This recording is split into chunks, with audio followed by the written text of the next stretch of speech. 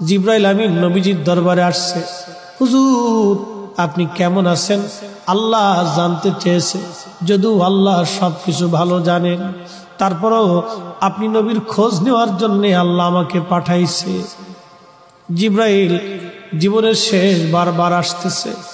জিবরাইলকে নবীজি বললেন, জিবরাইল আমার কাছে অসুস্থতা লাগে, খারাপ খারাপ লাগে, শরীর ভালো লাগে না।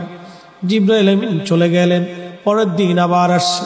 হুজুর আল্লাহ জানেন, তারপরেও খোঁজ নিতে পাঠাইছে, কেমন আছেন গো নবীজি? নবী বললেন, জিবরাইল আমি অসুস্থ। আবার চলে গেলেন জিবরাইল।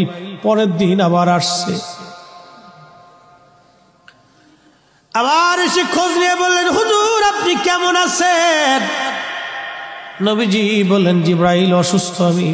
জিবরাইল আবার চলে গেলেন। চতুর্থ দিনের মাথায় জিবরাইল আসছে। একা আসে নাই রে, মালাকুল মউতকে সঙ্গে করে নিয়ে আসছে। আহা, আমাদের কাছে মালাকুল মউত আসবে, জিজ্ঞাসা করে আসবে না, কিন্তু নবীর দরবারে মালাকুল মউত আসছে। এসে নবীজিকে সালাম দিলেন। হুজুর অনুমতি দিলে ভিতরে আসব। নবীজি অনুমতি দিলেন। আল্লাহ জিবরাইল এবং মালাকুল মউত দুইজন নবীজির ঘর মোবারকে তশরিফ রাখলেন। পৃথিবীর একটাই ঘর, যে ঘরে ঢোকার আগে জিবরাইল আজরাইল অনুমতি চায়, তিনি রাহমাতুল লিল আলামিনের ঘর। জোরে জোরে বলা যাবে আল্লাহু আকবার। এই সুপ্রিম পাওয়ার আর কারো নসিবে হবে না, আল্লাহ আমার নবীকে দিয়েছিলেন।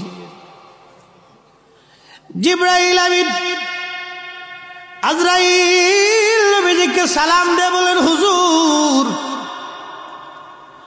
আল্লাহর পক্ষ থেকে আমি আজরাইলের উপরে নির্দেশ, আপনি যদি চান আমি জান কবজ করব, যদি না চান যতদিন ইচ্ছা আপনি পৃথিবীতে উম্মতের মধ্যে থাকবেন গো নবীজি। আপনার যতদিন ইচ্ছা থাকতে পারেন, যদি আপনি হুকুম দেন আমি আপনাকে আল্লাহর দরবারে নিয়ে চলে যাব। আল্লাহ আমাকে এই হুকুম প্রদান করে আপনি নবীর কাছে পাঠাইছে।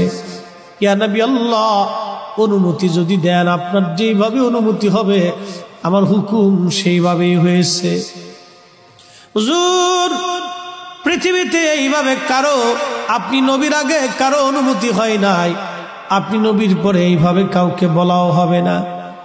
ও নবীজি অনুমতি যদি দেন জান কবজ করব, যদি না দেন যতদিন মন চায় আপনি ততদিন পৃথিবীতে থাকবেন। তার মানে পৃথিবীর হায়াত নবীর ইচ্ছার উপরে নির্ভর ছিল।